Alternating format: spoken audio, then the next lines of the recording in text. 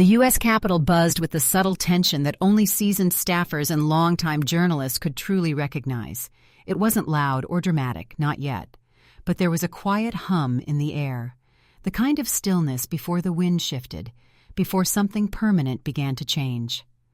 Congresswoman Tasha Monroe walked calmly through the East Wing entrance, her dark navy blazer crisp against the morning chill.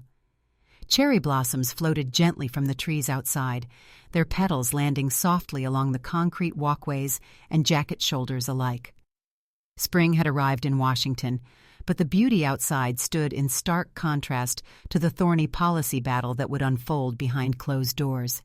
She offered a polite nod to the Capitol police officer at the metal detector, her badge lanyard swinging gently as she passed through. "Morning, Marcus," she said with a small smile. "Congresswoman," the officer nodded. "Looks like it's going to be a full room." She glanced at her watch. 8:57 a.m. "Then I'd better find my seat before the sparks start flying." Down the hall, staffers whispered and clacked across the tile floor, arms full of printed memos and highlighted folders. Tasha's own aide, Priya, caught up to her in stride. "They just brought in the media pool. C-SPAN's already rolling. Dr. Hale arrived about 15 minutes ago." Tasha gave a slight nod, neither rattled nor impressed. "And the chairman?" "Already in the room. He's trying to keep the mood polite." Tasha allowed a half smile. "That won't last." The Oversight and Accountability Committee room was packed, not just with members of Congress, but with aides, reporters, and a small but carefully vetted public gallery. Phones were tucked away, but the air was still full of quiet expectation. Tasha took her seat, flipping open a well-worn notepad and reviewing her notes one last time. Across from her sat Dr. Leonard Hale, tall, silver-haired, the embodiment of quiet gravitas. A man who had once separated conjoined twins and now carried himself like a statesman more than a former surgeon. His tailored gray suit seemed chosen for precisely this moment. Respectable, authoritative, familiar. Chairman Douglas Pierce tapped the gavel at precisely 9 o'clock. "The Committee on Oversight and Accountability will come to order," he said in his measured baritone. "We are convened today to examine the effectiveness of federal housing policies, particularly as they impact underserved urban communities." Hale's name had dominated the hearing's headlines all week. After serving 4 controversial years as Secretary of Housing and Urban Development, his return to the Hill was billed as both a redemption tour and a clash of visions. Most media outlets expected a fairly standard exchange. Hale would deliver calm, thoughtful remarks.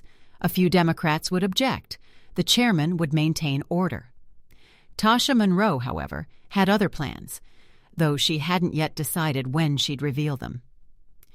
As the chairman read opening remarks, Hale sat with practiced poise. When his name was called, he stood with ease and delivered a brief but elegant opening statement. "Chairman Pierce, members of the committee, thank you for the opportunity to speak today. It is my belief that government should be a steward of both resources and values.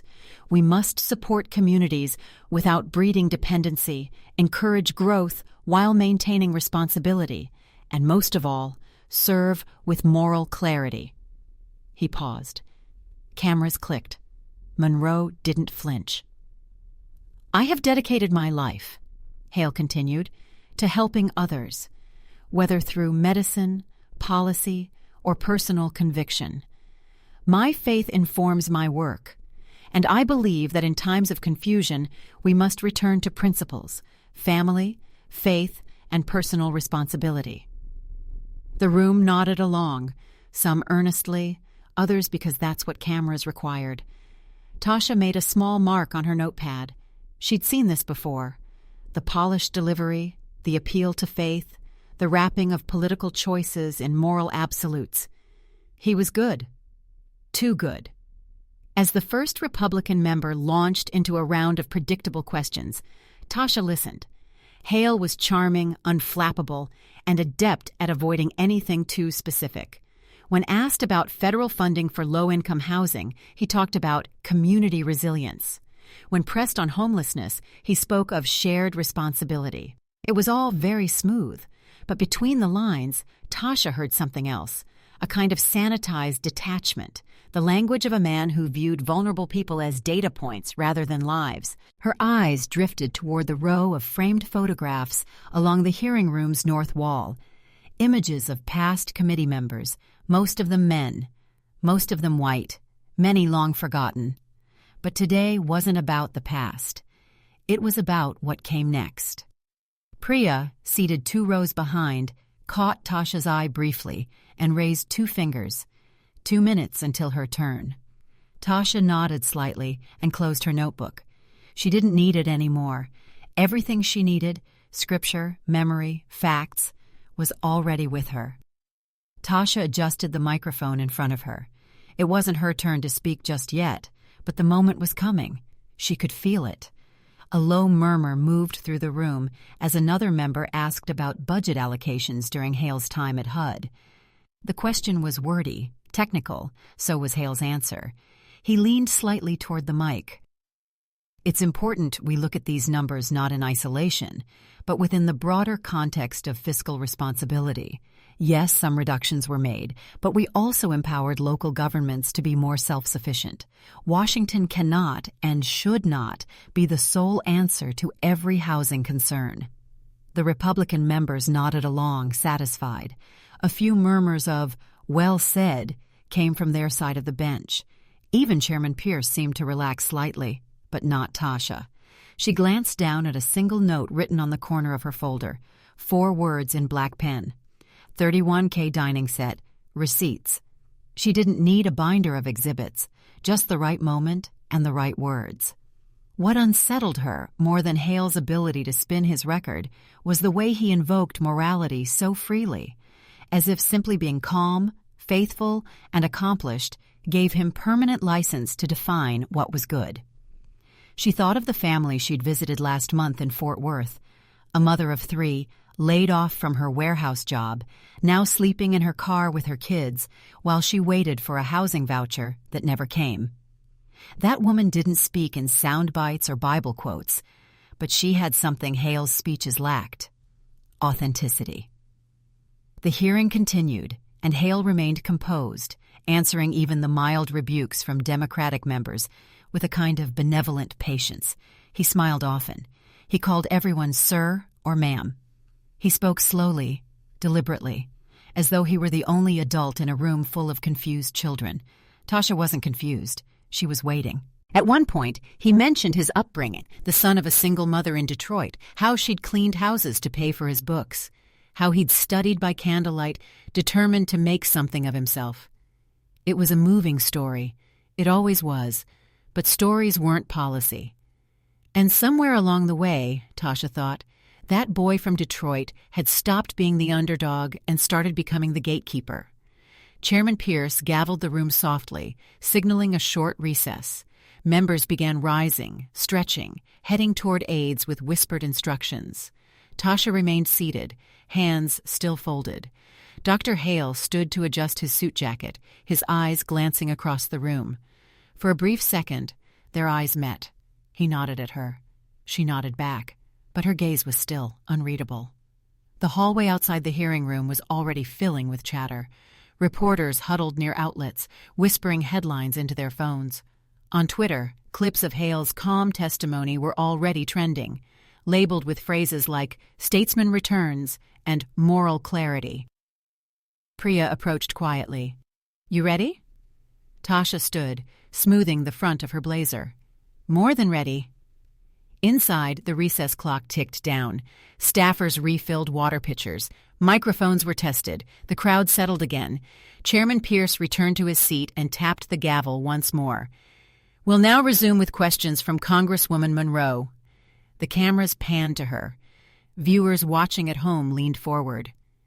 And Dr. Leonard Hale, still confident, folded his hands gently and waited for what he assumed would be another speech from another idealistic freshman congresswoman. He didn't yet know that his entire framework, polished, pious, and protected, was about to be tested on the one battlefield he had always assumed belonged solely to him: faith. Tasha pressed her button, and the red light on her mic glowed. "Dr. Hale," she began, her voice calm and deliberate, "thank you for being here today." Hale smiled faintly, sensing familiar terrain. But there was something different about her tone, not aggressive, not accusatory, just focused. She leaned in slightly, not for drama, but for clarity. "I've been listening closely to your testimony, and I'd like to ask you a question, not about policy metrics, but about something you've mentioned repeatedly, moral leadership." Pierce shifted slightly in his seat. Hale nodded. "Of course." Tasha paused just a beat. "In your view, Dr. Hale, what does it mean to serve with moral integrity?" That's how it would begin, not with attack, but invitation. And Hale, eager to seize the moment, leaned in, unaware that he had just stepped onto a path from which there would be no return. Across the room, Dr. Hale leaned forward, resting his hands lightly on the table. A small smile played at the corners of his mouth. He'd noticed her quiet observation. He thought he understood it, but he didn't. Not yet. He spoke of dignity and faith. But Tasha heard something else entirely. From across the table, she watched Dr. Leonard Hale offer the kind of answer that made headlines before it even finished leaving his mouth. "Moral integrity," he said, "is about consistency. It's about living out the values you preach, regardless of who's watching." He paused for effect, gaze level and serene. "In my life, that has meant putting others first. It's meant sacrificing comfort for calling and speaking truth even when it's unpopular." A quiet murmur of approval rolled through the room like a gentle tide. Chairman Pierce looked satisfied. The Republican members leaned back in their chairs, confident that the hearing was proceeding exactly as planned. "And Tasha Monroe?" She made another small note in the margin of her folder. "There it is," she thought. The thing that bothered her most wasn't Hale's use of scripture or his smooth delivery. It was the assumption beneath it all, that his calm voice and storied past automatically gave him the moral high ground, that anyone who questioned him must be angry, misinformed, or worse, unworthy. She waited a beat before responding. "I appreciate that answer, Dr. Hale," she said evenly. "I really do, because it sets the stage for what I want to ask you next." The temperature in the room seemed to shift slightly. A few heads turned. Hale gave a practiced smile. "Go ahead, Congresswoman." "You mentioned putting others first," she began, "and living by the values you preach." "Yes." "Can you explain," she said gently, "how authorizing the purchase of a $31,000 dining set for your personal office at HUD aligned with those values?" There was a silence so immediate and complete it almost made the lights flicker. Hale's smile held for just half a second longer than it should have. Then it slipped. He cleared his throat. "That furniture purchase was made by career staff within the legal budget guidelines. I was not personally involved in the selection." Tasha nodded slowly. "I understand the legality," she said, still calm. "I'm asking about the morality." Hale shifted slightly in his chair. "I believe leadership includes trusting the people around you to make appropriate decisions. That trust can sometimes lead to outcomes you wouldn't have chosen yourself." A few Republican members nodded, faintly, cautiously. But the gallery was paying attention now. Every phone, every pen, every eyebrow was raised. Tasha pressed forward. "And when those decisions involve spending the equivalent of a year's rent for a struggling family on custom furniture, while simultaneously proposing cuts to housing programs, what message does that send about your priorities?" Hale opened his mouth, then closed it again. His polished image remained, but the corners were starting to blur. "Congresswoman," he said finally, "I think we need to avoid partisan sound bites and focus on the broader policy outcomes. Under my leadership, HUD—" She held up a hand gently. "With respect, Dr. Hale, I am focused, and the focus is integrity. Yours." The tension in the room was no longer quiet. It was sharp, visible, like static in the air before a lightning strike. Pierce glanced nervously from one end of the dais to the other, but said nothing. Dr. Hale shifted again, and then, as if sensing the moment slipping from him changed tactics.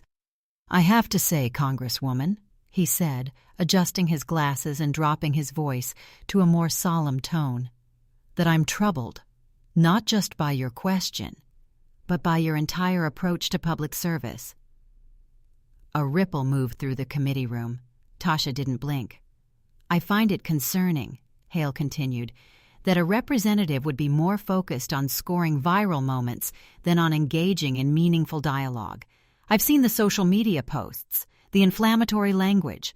I question whether that reflects true moral leadership." He paused. "And perhaps, before casting stones, you might consider the development of your own moral character."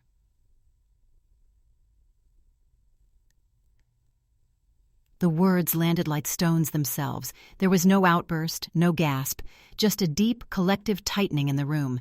Cameras zoomed, reporters scribbled, and from the gallery a single pair of hands, older, wrinkled, folded slowly in front of their mouth in quiet astonishment. Tasha's hands remained folded.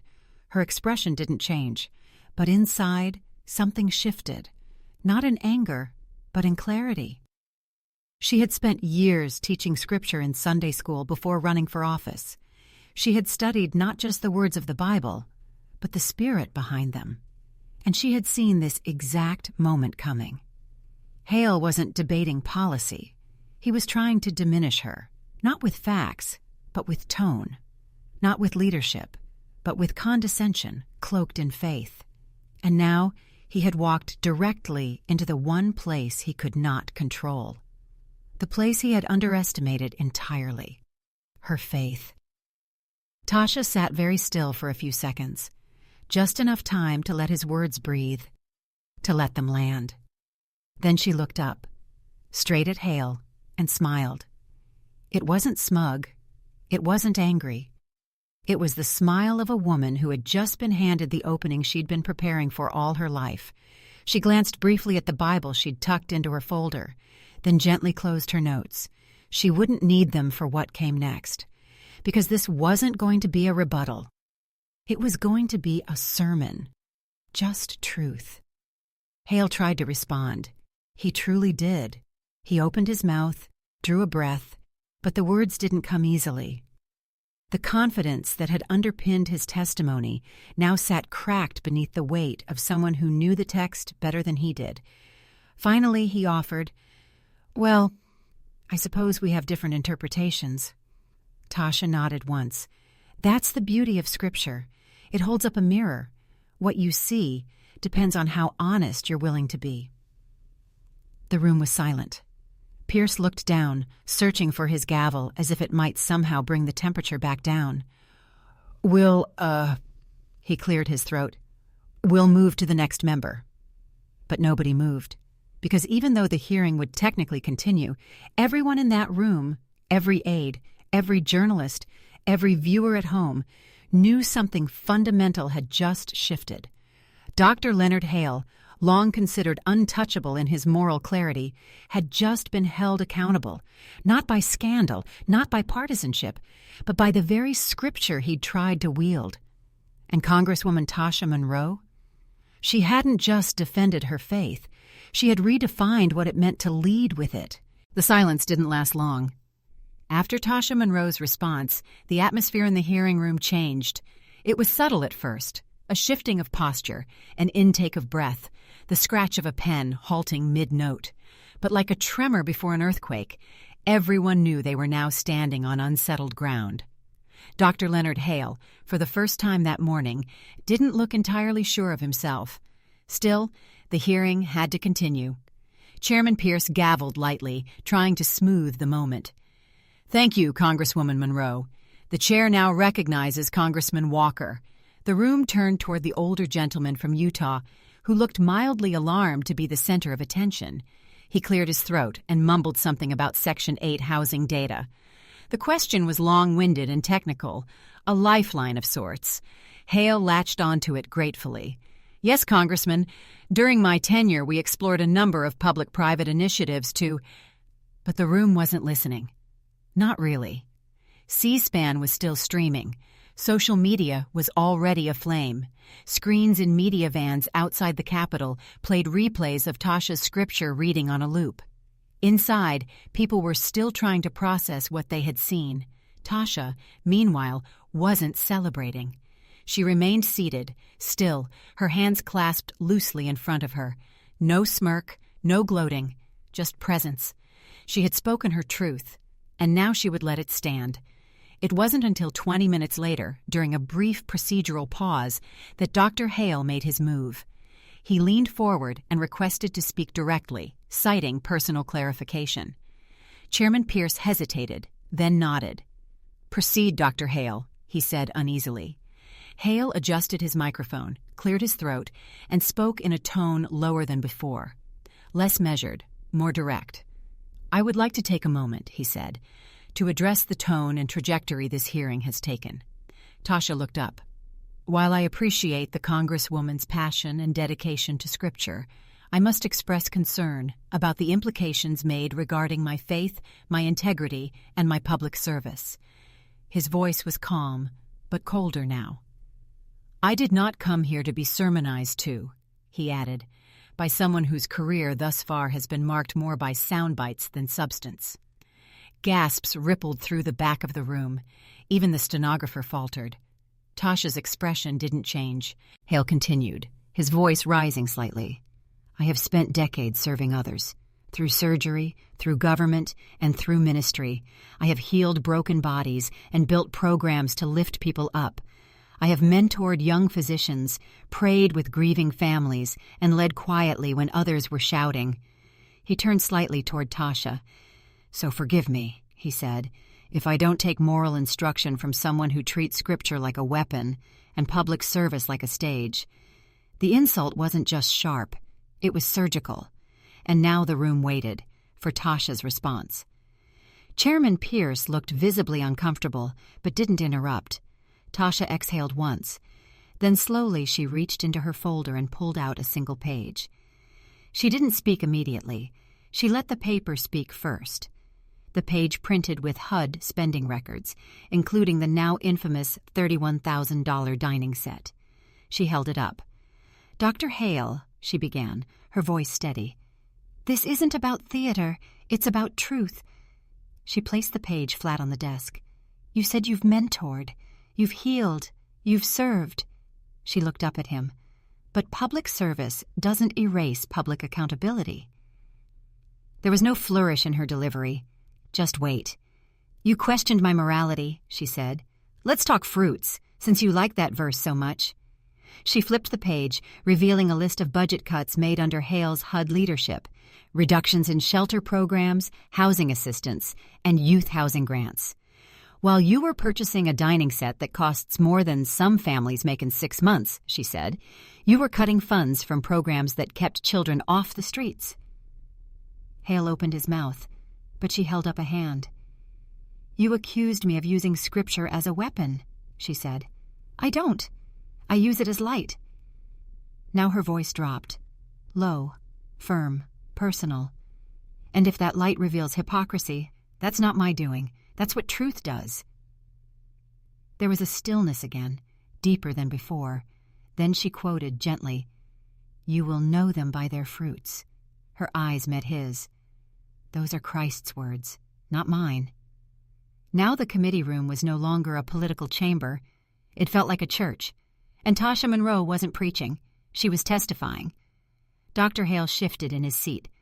Not dramatically, not with panic, but like a man who had suddenly realized the temperature in the room was not what he expected. He had come prepared to defend policy. He had not come prepared to be held accountable by someone fluent in the very language he thought gave him moral immunity.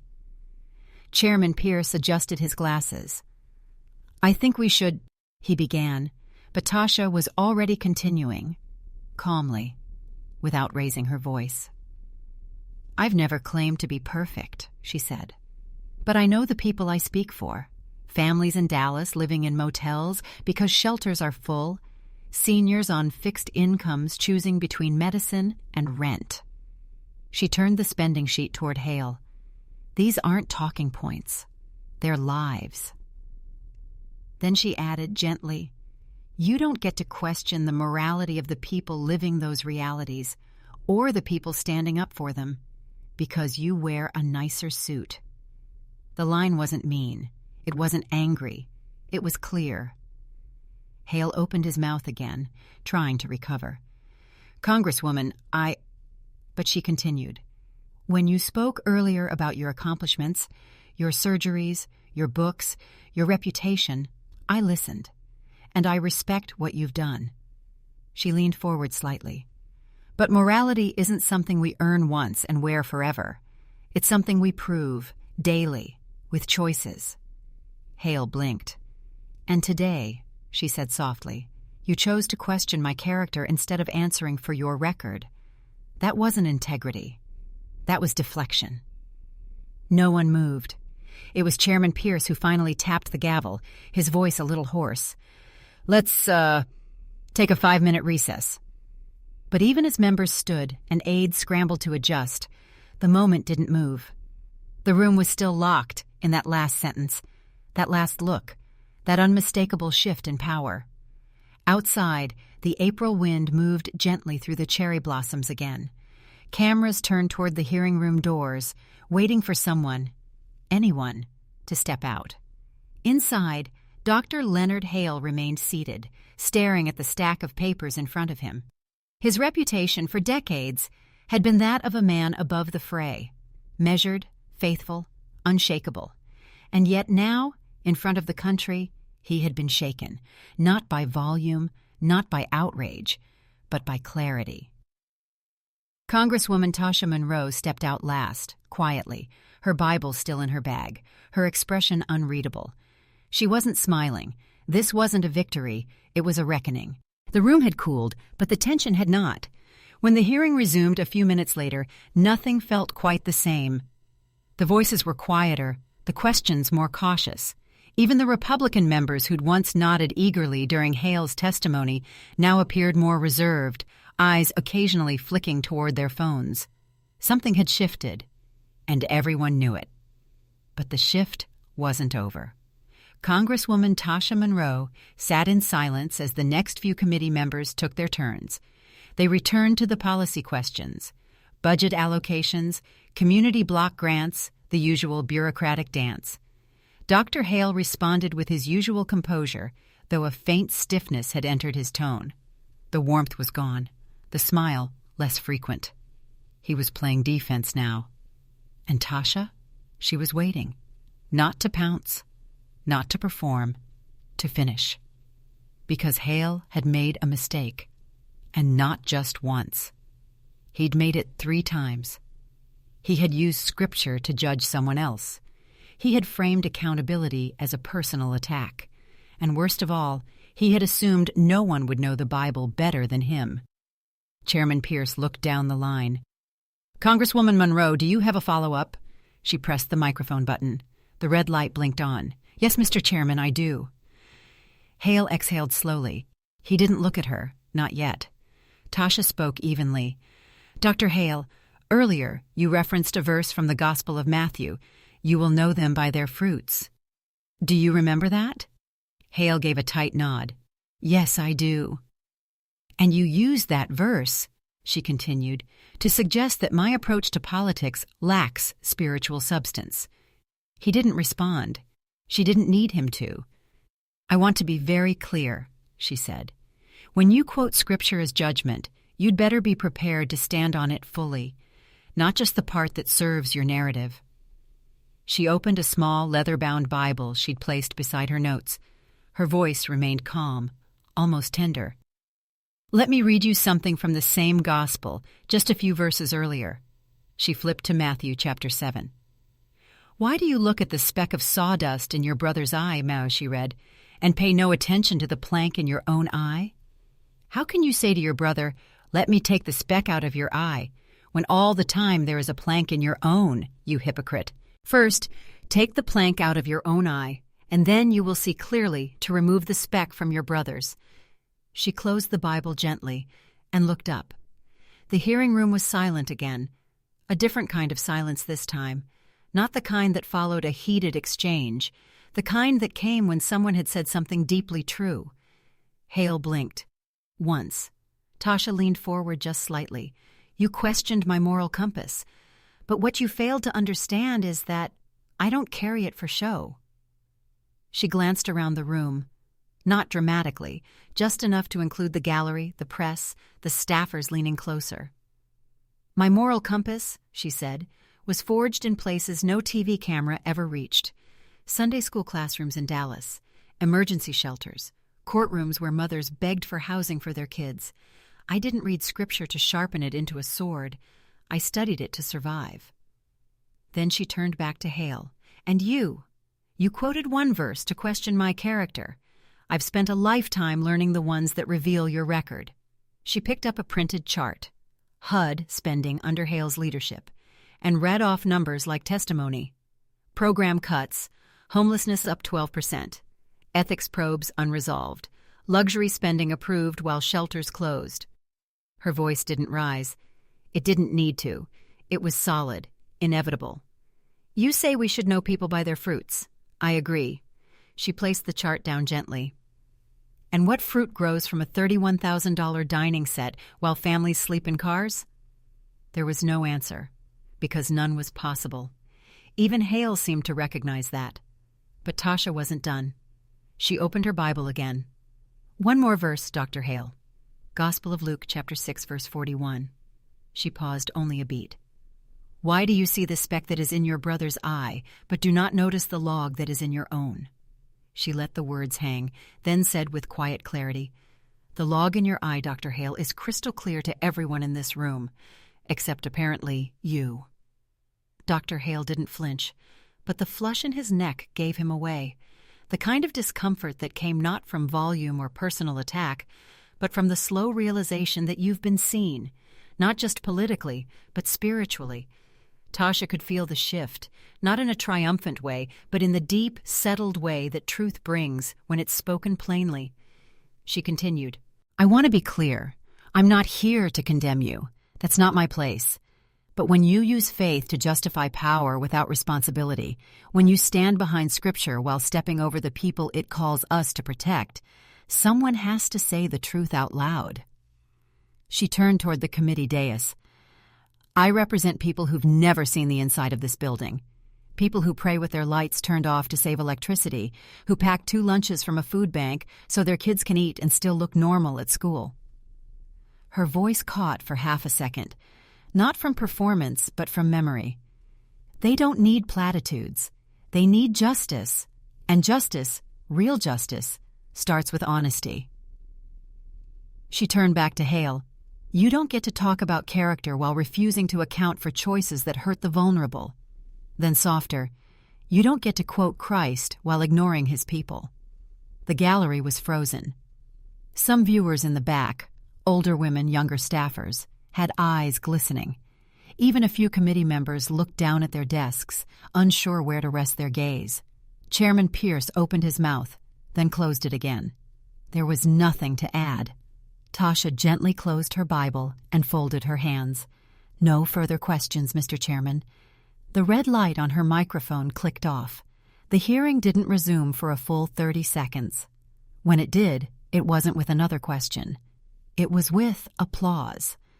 Quiet at first, from the back of the room, then louder, until even Pierce had to raise his hand gently for order. We appreciate order in the hearing room, he said, though even his voice had softened. Let's continue. But they wouldn't really, because everyone, from the aides to the gallery, from the live stream viewers to the man sitting across from her, knew the real hearing had just ended, not in fire, but in light. It started within minutes. The clip, just under 5 minutes long, showed no shouting, no chaos, no dramatic music. Just a calm, steady voice quoting the Gospel of Matthew and calling out a man twice her age in front of the nation. By the time the hearing ended, the internet had already crowned a new political icon. Monroe vs. Hale, #fruitcheck, #scripture, showdown. They trended across platforms from Twitter to TikTok. But what stood out most was the type of people sharing it, not just progressive activists, not just Black Twitter, but pastors, Sunday school teachers, evangelicals and Episcopalians, people who weren't interested in owning anyone, but who recognized the moment for what it was, a reckoning. CNN ran the headline, "Congresswoman uses Bible to deliver blistering accountability check." Fox News, in contrast, labeled it, "Hearing erupts as Congresswoman accuses former HUD Secretary of hypocrisy." But even their commentators struggled to spin it. On a panel that night, one conservative analyst admitted, "She didn't raise her voice, she raised a standard." Across pulpits that Sunday, something unusual happened. Preachers referenced the hearing, not for politics, but for principle. In a church on the south side of Chicago, Pastor Daniel Reeves adjusted his notes halfway through the sermon. "Turn to Matthew 7, he told his congregation. Yes, that one, the one Tasha Monroe quoted to a man who forgot it applies to him too. Laughter, then applause, then silence. Because everyone knew that wasn't politics, that was Scripture, doing what Scripture does best, exposing. Meanwhile, Dr. Leonard Hale's team scrambled. They issued statements, booked interviews. He appeared on Fox News, stiff and vague. "She misunderstood my intentions," he said. "I was calling for unity." But the words rang hollow. Even supporters online struggled to defend him. Commenters under conservative posts said things like, "I'm with Hale politically, but she handed him his own Bible. You don't bring up fruit unless your orchard's in order." The damage wasn't just political, it was reputational, because Hale had spent a career presenting himself not just as competent, but convicted, a man of faith. And now that faith was under question, not by atheists, not by critics, but by the very words he once used to elevate himself. Tasha Monroe, on the other hand, didn't go on TV. She didn't tweet a victory lap. She issued one statement, short and quiet. "We are called to speak the truth in love. Today, I did both." Then she went home, back to her district, back to the mothers and organizers and Sunday school teachers who had always known her not as a firebrand, but as their own. But the ripple didn't stop.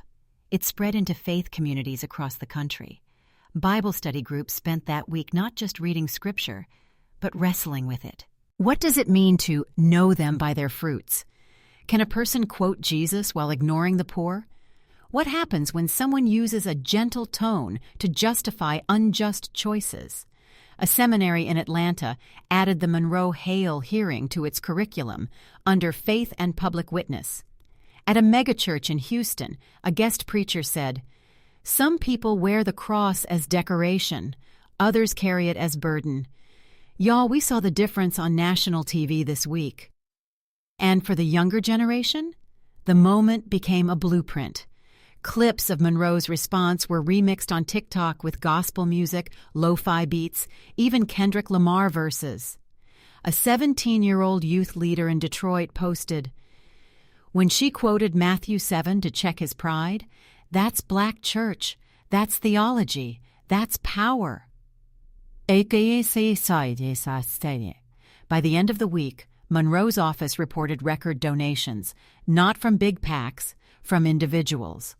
$5, $10, notes that read, "For the plank you helped America finally see. For the fruit you showed us matters." Meanwhile, Hale's publisher quietly postponed the release of his next book, The Moral Spine of America. It had become too ironic, too soon, and in backroom Republican strategy sessions, one thing was clear. Leonard Hale would not be headlining any moral leadership tours in the near future. In the months that followed, the hearing came to represent more than just a viral moment. It became a case study. In divinity schools, professors played the clip side by side with Dr. Martin Luther King's letter from Birmingham jail, not because of historical parity, but because of rhetorical clarity. This, one professor explained, is prophetic confrontation. Scripture not as shield, but as sword, not to attack, but to reveal. In politics, the impact was just as real. When new members of Congress arrived the following January, their orientation included a session on civility and faith in public discourse. The Monroe-Hale exchange was required viewing. But what most people remembered wasn't the Bible quote. It wasn't the moment Hale sat back, speechless. It was the quiet, the poise, the unshakable certainty of a woman who knew both her faith and her fight, and refused to let either be used against her. One night, a clip from the hearing appeared unexpectedly on a late-night show. The host grinned and said, "You know you messed up when someone hits you with the King James like a closing argument." Laughter followed. But it wasn't mockery. It was recognition. Back in Dallas, Tasha Monroe returned to her routine. Town halls, housing inspections, church potlucks. She rarely spoke about the hearing. When asked, she smiled politely and said, "I just told the truth." But those who knew her best, her pastor, her campaign manager, her grandmother, they understood. She hadn't just told the truth, she had embodied it. The final image from that day, now framed in her office, showed her sitting, hands folded, Bible closed. It was captioned simply, "Let your fruit speak for you." And it did. Every single day. Sometimes justice doesn't arrive with thunder. It enters quietly, through a steady voice, a folded pair of hands, and the quiet authority of someone who has nothing to prove, only truth to tell. That moment in the hearing room, when Tasha Monroe spoke not in anger, but in clarity, reminded us that dignity can be the most powerful form of resistance. In a world that so often rewards the loudest or the most polished, her words rose with a quiet strength that demanded no spotlight. She didn't just speak for herself. She carried with her the pain, pride, and persistence of the Black community.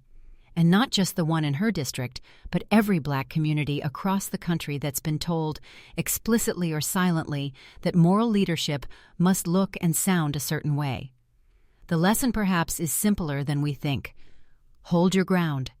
Even when your voice trembles, even when your opponent wears a suit of reputation and speaks in the language of tradition. Hold it with grace, and let your fruit, your actions, your compassion, your truth speak louder than the noise. Because the truth is, we all carry our own logs and specks. We've all misjudged someone because of how they spoke, how they looked, or where they came from. And sometimes, like Dr. Hale, we forget that faith isn't just about what you quote. It's about how you live when no one's looking. And yet, that's where hope lives, too. In the quiet courage of people like Monroe, in the moments when someone from a so-called underestimated community stands up and reminds the country what leadership really looks like. The Black community has done this over and over again, from church pulpits, courtroom benches, front porches, and yes, even on C-SPAN, proving that righteousness doesn't require permission, only conviction. It's like a soft light in a window on a stormy night, small, maybe, but steady, and enough to guide someone home. So tonight, maybe take a moment to sit with this story. Think of the people in your life who've taught you something by simply living their truth. Maybe even say a quiet thank you to them in your heart. And if this story has stirred something in you, a memory, a sense of pride, or even a gentle discomfort, consider passing it on. Someone in your life might be waiting for a reminder that strength doesn't have to shout, and justice sometimes wears sneakers and a calm voice. Because the truth, much like the people who carry it, rarely needs to raise its voice to be heard.